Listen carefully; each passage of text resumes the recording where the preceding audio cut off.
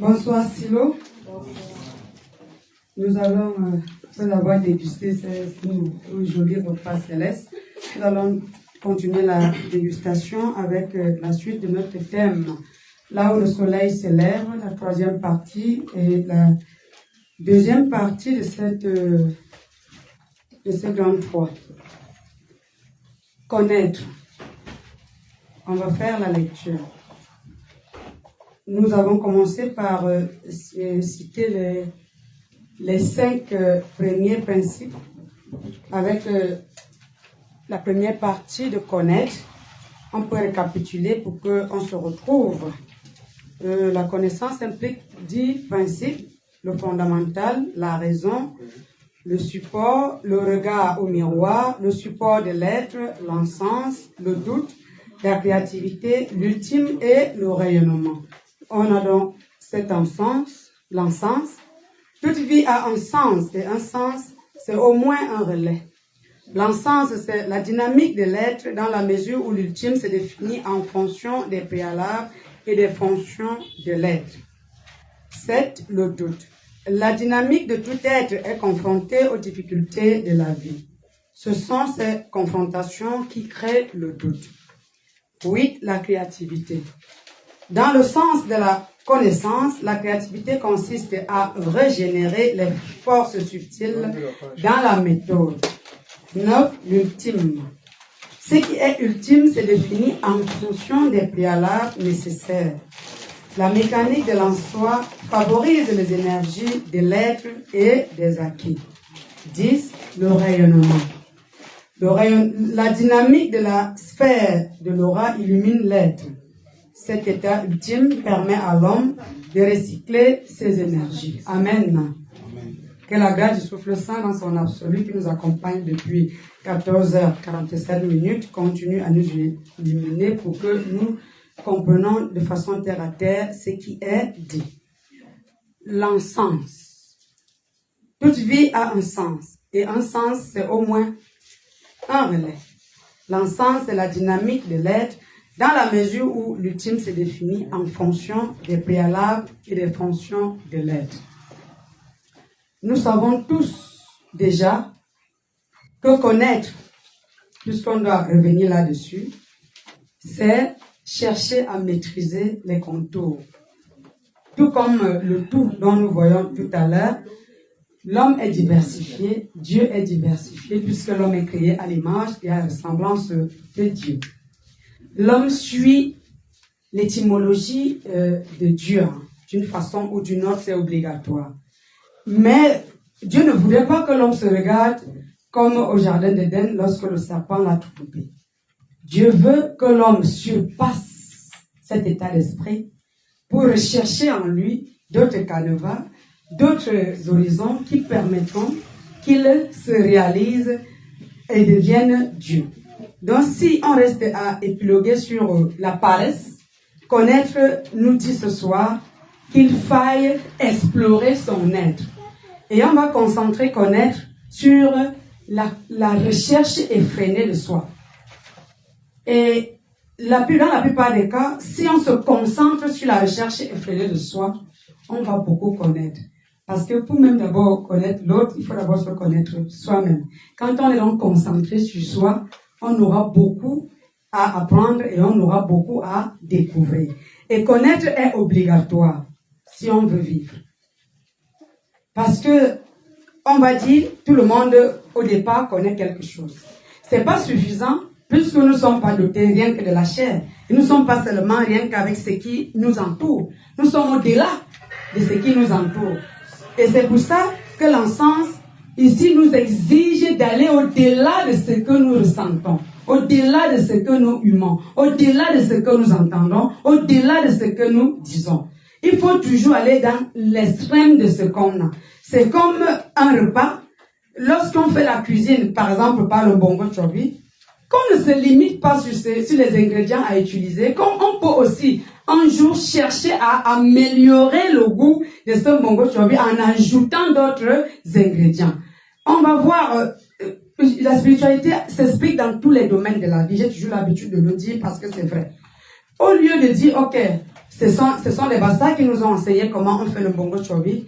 Donc, désormais, on ne peut pas changer. Et pourtant, on peut faire ce bongo sans noircir les condiments. Et ça aura le même goût, ça aura la même couleur, mais ça sera le même, ça ne sera pas la même couleur, mais ça sera le même goût. Donc, l'homme est dans un état comateux. Et connaître exige qu'il sorte du coma.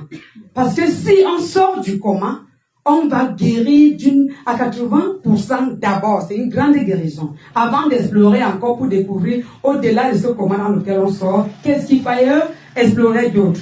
Et retenons que la connaissance ne s'arrêtera jamais. C'est la vie qui s'arrête, c'est l'homme qui s'arrête quelque part. La connaissance est universelle et pluridimensionnelle. Elle est tellement totale et palpable que même si on a les yeux fermés, on apprend. Et encore, on cherche à découvrir. Même si on a les yeux entrouverts, on apprend. Et on cherche toujours à découvrir. Donc, l'homme spirituel que nous sommes, ici, nous devons chercher la connaissance chaque jour. Mieux encore, la connaissance de soi. Mieux encore, aller au-delà de ce qu'on maîtrise. Ça veut dire chaque articulation que l'on maîtrise, il devrait encore chercher qu'est-ce qui est caché. Donc, quand on va regarder, Dieu nous a tellement aimés et c'est pour ça qu'il nous a mis dans cet état. Parce qu'on va faire tout et pour s'arrêter quelque part, il ne nous permettra pas parce que chaque chose qu'on va découvrir va nous exiger à découvrir d'autres choses. Amen. Toute vie a un sens, comme je le disais, et un sens, c'est au moins un relais.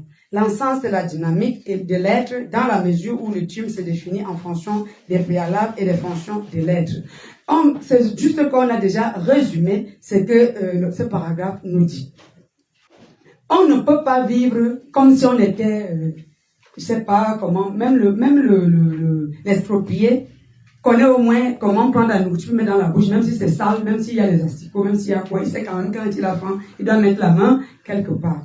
Mais l'homme qui recherche Dieu doit vivre comme celui qui va rentrer demain ou dans une heure. Et il y a un pasteur qui un jour disait à ses fidèles, et j'ai capté l'image, que le chrétien doit chaque jour préparer son cercueil, la collation, le témoignage de tout ce qui va se passer le jour qu'il mourra, parce qu'il ne sait ni l'heure ni le moment. Donc c'est à la quête de bien mourir que nous sommes donc. C'est appelons la connaissance, le dynamisme ici comme la quête de bien mourir. Parce que avant de sombrer et de partir, vous entendez tout à l'heure, le guide disait qu'il faut encore plusieurs années parce qu'il constate qu'il n'a même pas encore commencé avec son travail. Ça veut dire que tout le monde devrait être dans cette dynamique-là. Et le dynamisme ici est dans tous les couloirs de la vie. Ce n'est pas seulement parce qu'on sera prophète, apôtre, évangéliste ou pasteur ou prêtre. Même dans l'agriculture, on a besoin de dynamisme. Même dans la cuisine, même dans la lessive, même dans la vaisselle, dans tous les couloirs de la vie. Le spirituel doit être regardant dans tous les couloirs de la vie.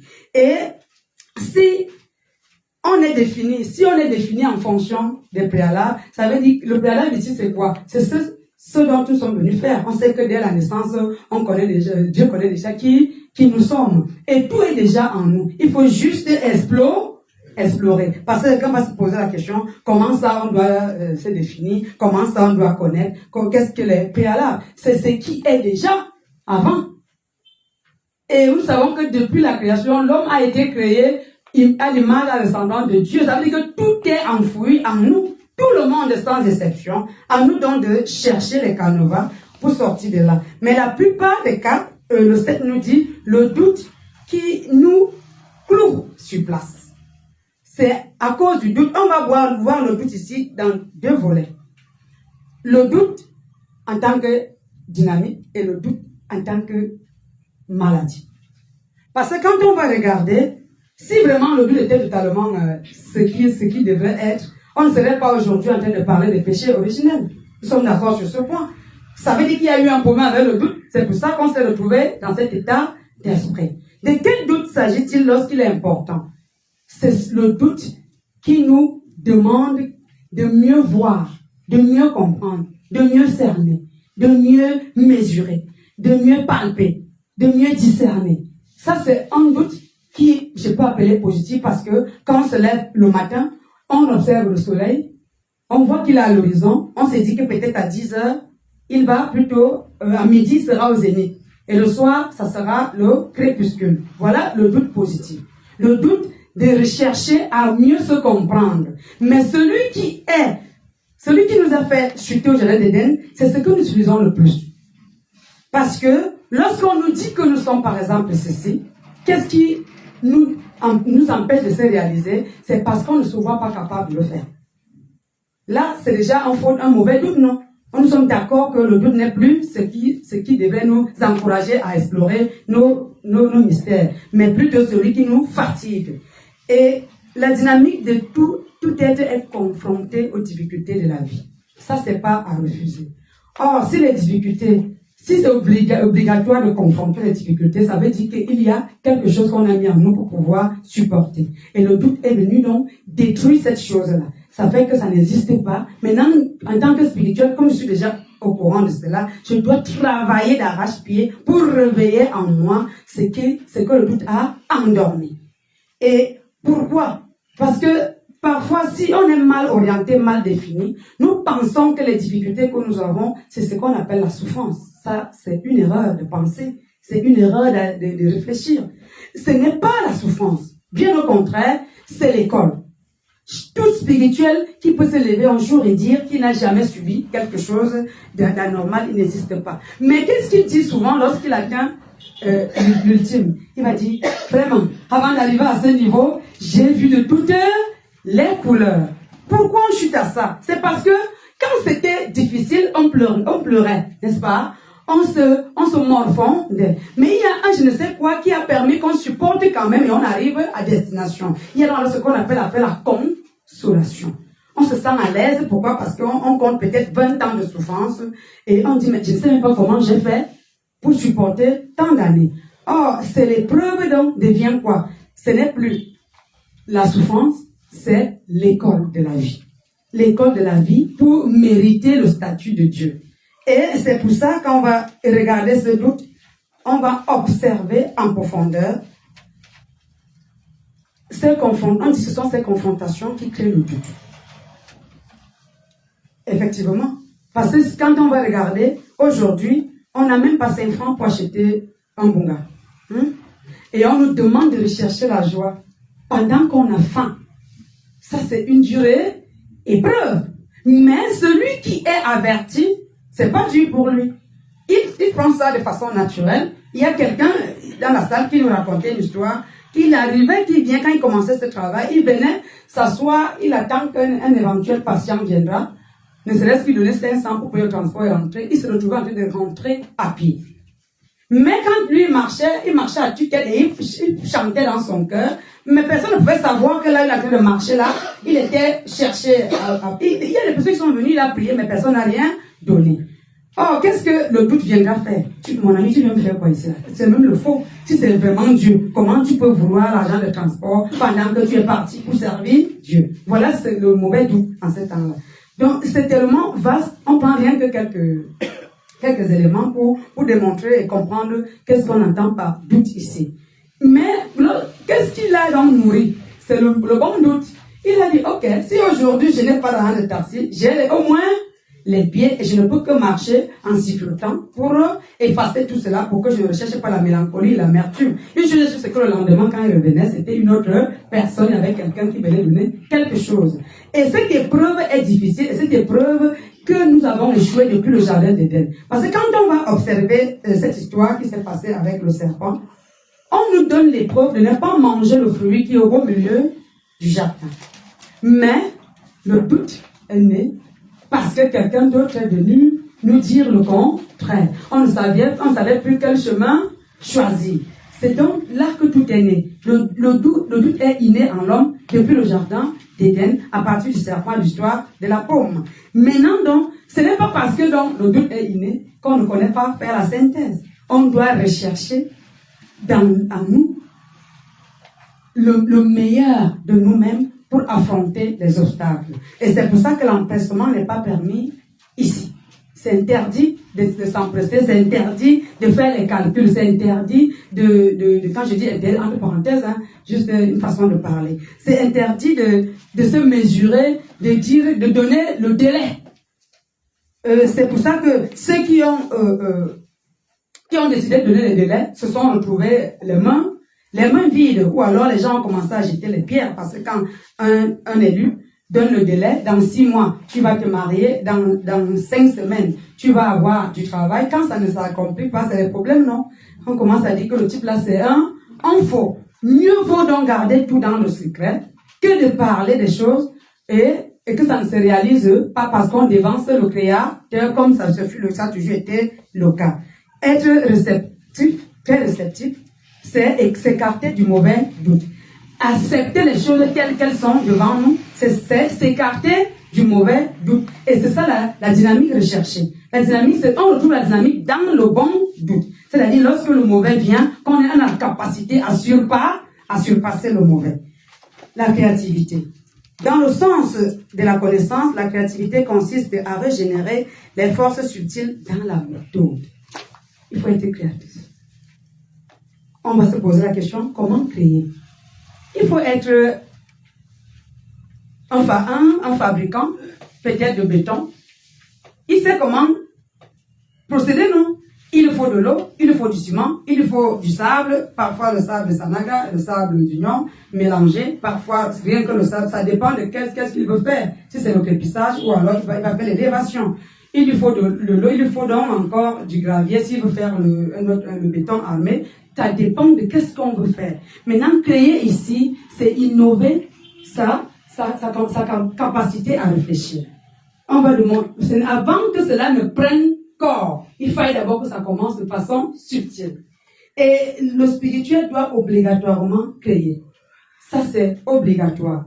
Nous voyons, je m'en souviens, le guide disait qu'il y a le temps de la spécialisation est déjà là. Or, peut-être nous attendions cette spécialisation lorsque tout le monde sera véhiculé, tout le monde aura une maison déjà conçue, du terrain déjà acheté, le mariage déjà conçu, les enfants et tout ça. Non.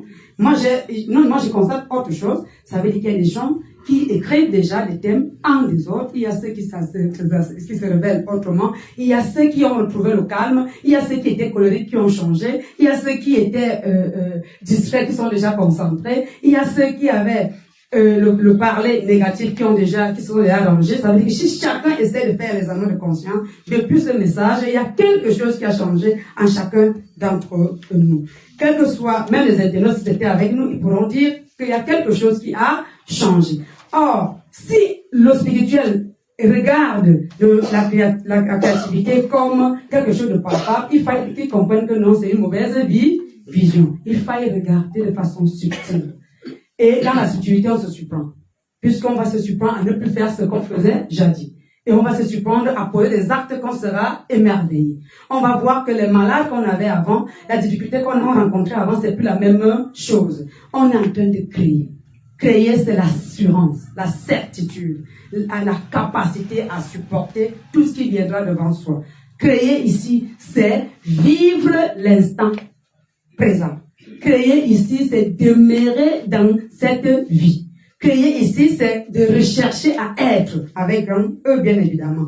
Créer va dans tous les sens, mais tout ça, bien que ce soit subtil, la force viendra lorsqu'on va pouvoir les retomber de façon physique. Parce qu'il y a une chose, c'est que même si on fait un travail aujourd'hui, une chose est sûre, quand l'instant de Dieu arrivera, on oubliera le temps passé. On va se concentrer sur ce qu'on est en train de faire. Et pourquoi régénérer les forces? Nous avons un plus, n'est-ce pas? Et il nous faut à chaque plus un tonus. Le tonus ici, c'est le tout, c'est-à-dire le Père éternel. Maintenant, tout dépend de ce que nous allons nourrir. Qu'est-ce que je veux faire? Je suis en face d'un patient, par exemple, ou je suis à l'hôpital, je suis devant une femme qui veut accoucher, je suis infirmière accoucheuse, ou alors je suis médecin. Qu'est-ce que je dois faire pour aider la femme pour qu'il n'y ait pas complication? Maintenant, ça c'est la création. Le reste, ça ne nous regarde plus parce que celui qui est l'auteur de tout bien vient seulement faire la chose pour nous donner la certitude et la foi, la véritable foi quand il y aura le résultat. Et c'est pour ça qu'en spiritualité, c'est interdit de dire j'ai réalisé, j'ai sauvé telle femme, j'ai guéri telle maladie, j'ai donné de l'argent à tel et il se vante. Voilà, donc, tomber dans la bassesse, c'est interdit. Pourquoi? Parce que tout ce qu'on fait, on fait ça dans la pulsion divine. Ce n'est pas nous. Nous sommes là pour créer, c'est-à-dire nous avons l'idée primaire. Maintenant, il y a un je ne sais quoi qui vient, qui active cette idée et il y a le résultat. Dire qu'on va se lever et dire, bon, comme on a dit qu'il faut créer, moi je décide, donc je me lève, je m'avais commencé à faire ma part sans demander l'aval de qui que ce soit. Là, c'est ce qu'on veut dire qu'on n'a pas compris. Tout ce qui est subtil, un jour prend corps. Mais c'est dans la marque que le corps, que ça prend corps, mais le plus gros travail dans les subtilités. Parce que si le spirituel n'explore pas les subtilités de son être, il ne peut pas mieux se comprendre. Ça ne se passe pas avec les yeux que nous portons. Il faut les rechercher. Il y a le ressenti, il y a peut-être la vision, il y a le parler qu'on ne maîtrise, qu'on dit, mais après on est même surpris que c'est nous qui avons dit. Il y a des gens comme ça. Donc tout dépend de ce que Dieu a réveillé en nous pour le moment. Amen. L'ultime, ce qui est ultime, c'est défini en fonction des préalables nécessaires. La mécanique de l'en-soi favorise les énergies de l'être et des acquis. Regardons l'ultime ici. C'est la fin, non? Quelqu'un qui, on va voir l'exemple avec quelqu'un qui a l'habitude de dire que c'est la dernière fois, c'est l'ultime fois que tu me fais une telle chose. Maintenant, le paragraphe est renversé. On arrive déjà à l'ultime. Commençons par les préalables, avant qu'on arrive à l'ultime. Et l'ultime est la conséquence des préalables prédéfinis. Donc, il faut commencer d'abord par ce qui est, avant de savoir ce qui arrive. Et ce qui arrive ne dépend pas en ce temps de nous. On comprend un peu. Ce qui va arriver ne dépend pas de nous. Parfois même on a peur, on grelotte même. On a par exemple quelqu'un qui est en train d'agoniser et au fond de nous, on veut à tout prix qu'il ressuscite. On a peur, non? En attendant que le miracle se produise, on ne meurt de peur. Seigneur, s'il ne se réveille pas ici, là, il sait qu'il va m'en sortir. Comment?